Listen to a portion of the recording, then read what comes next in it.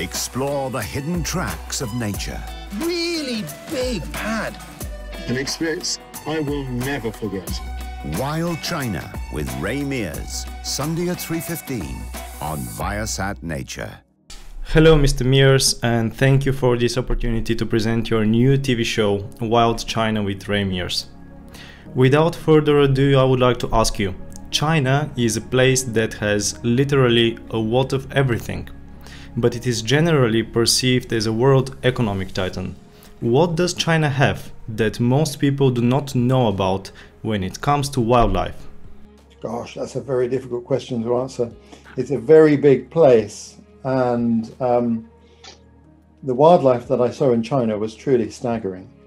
And if you're a bird watcher, the bird life in China is unbelievable. It's really staggering. When I first went there, when I was asked to go there, I wondered myself, what is there? It's such an industrial country.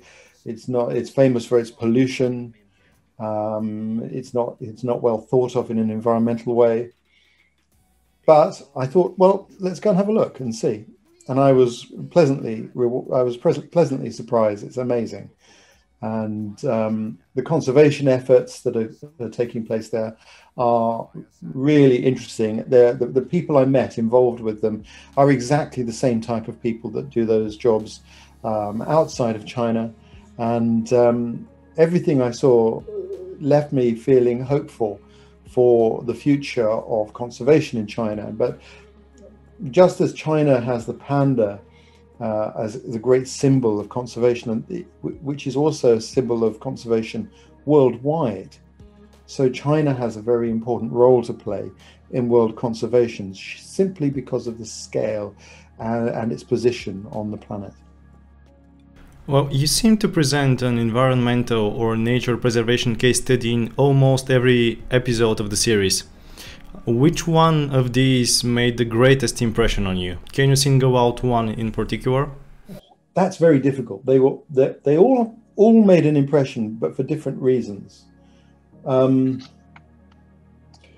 think in Beijing, I went to a raptor rehabilitation center, just a small charity organization, and that was the same as I might find close to here in England where I live. The same people, the same work, the same concerns, the same diligence.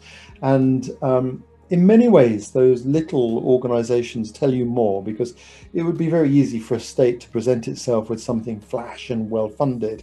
But when you see that small unit in a university, struggling perhaps financially to do what they do, but regardless of it, through their dedication, doing good work, then you see the grassroots of conservation in China. At the other end, we filmed with pandas, and you can only film with pandas in what looks like a zoo setting. Actually, it's not. These are projects for the welfare of pandas, and very well funded and very well organized and very professional. And as I say, of course, China's very conscious of the importance of the panda as a symbol worldwide.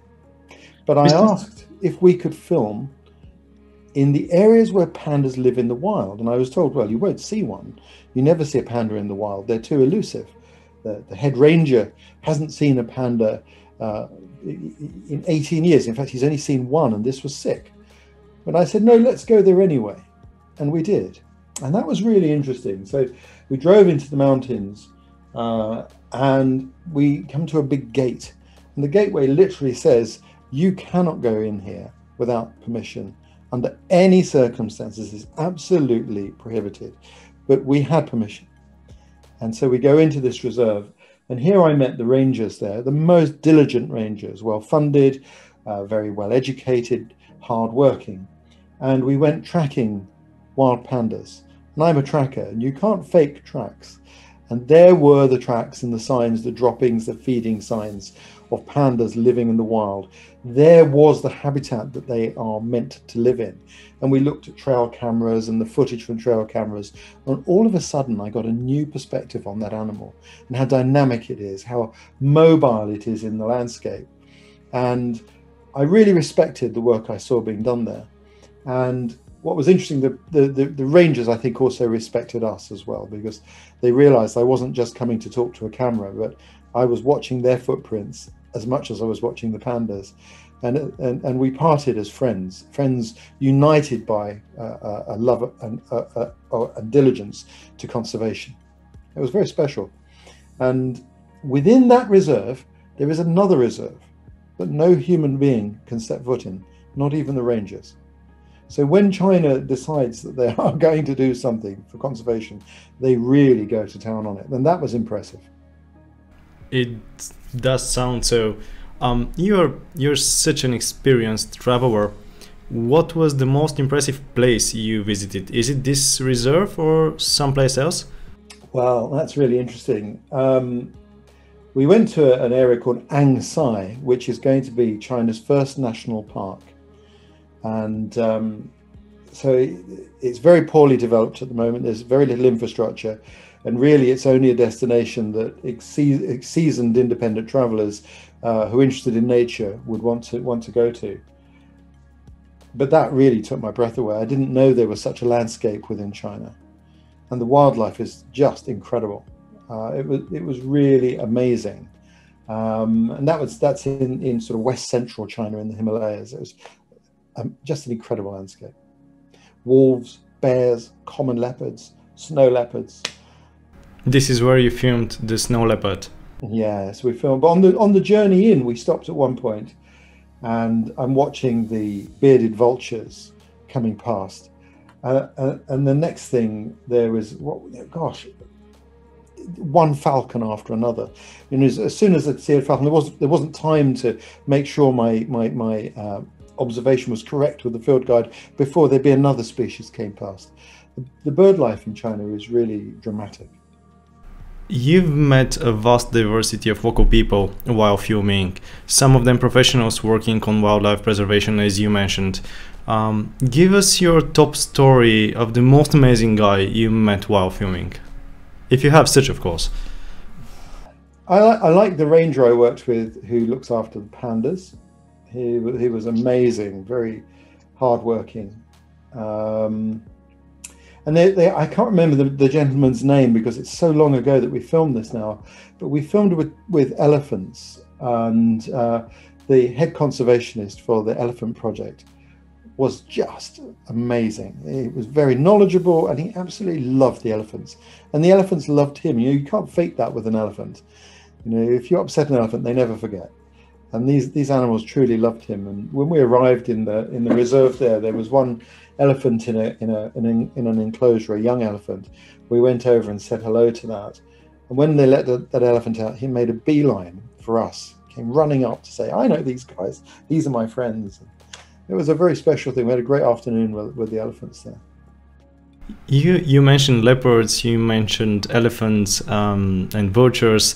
Obviously, you've met a great variety of animal species too. Can you name your top memorable encounter while filming with an animal species, not with a human? We went out onto the steppe to film marmots and Tibetan foxes, and it was very cold and very windswept. And we're sat there, I've got my scope, and we're looking, and one of the producers I work with is a very good wildlife spotter, and I'm watching in this direction and he's looking over in the other direction. He says, "Oh, I think there's a Tibetan fox."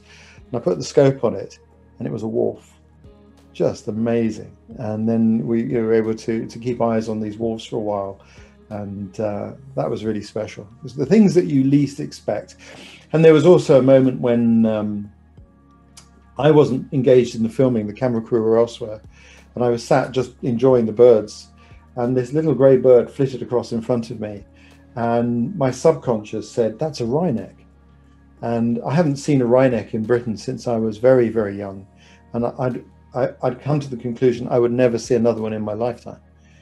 And my subconscious said, "That's a wryneck." My conscious mind was saying it can't be, but it was. And it's exactly that my case for China is that they have a huge diversity of species, particularly in these areas for conservation. It's staggering. It's real hope, real hope. I've made my research before this interview, and I know that you're known as a fearless guy. Did any of your wild encounters while filming manage to scare you this time, and how do you cope with fear when working with wild animals? Okay, I'm not fearless.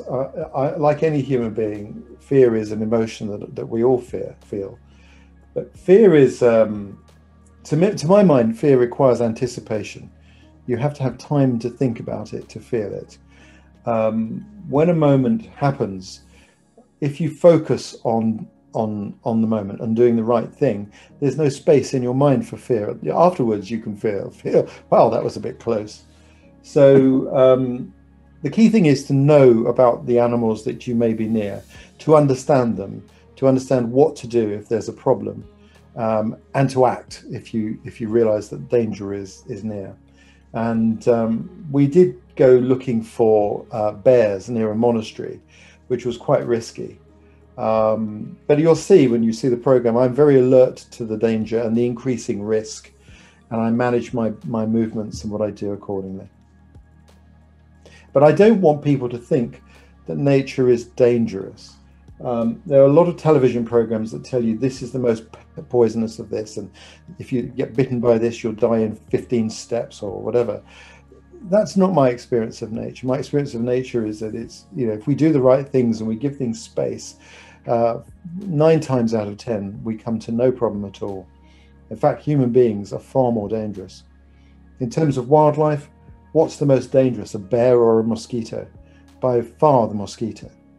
But that's not how Hollywood would sometimes portray things. That's true. Well, a couple of more questions before we finish. How much did it take you to prepare for shooting this documentary series, and how difficult was it in comparison to your previous ones, for example, the ones on Australian wilderness? Well, I think the bureaucracy was the holdup. It took about 2 years to solve all the bureaucratic issues so that we could do it. In fact, on the ground, everything worked really smoothly. Travel is a little bit more complicated in China. But if you follow the rules, you do everything the way they specify, then everything's very smooth. So that's not always easy for a film crew, because we're sometimes asking to travel with equipment that's beyond the normal parameters. But it was quite straightforward, really. Okay, and one last question. Usually when you film such shows, there is a short amount of time to get what you need when you're in wildlife. And nothing is ever guaranteed. Did you manage to film all you had planned before the expedition? And in this context, how does a day of filming goes by? So yes, we filmed everything we set out to film. We didn't miss anything. And in fact, of all of the wild series that I've made, I think we've only missed one species, and there were extenuating circumstances. And that's just luck.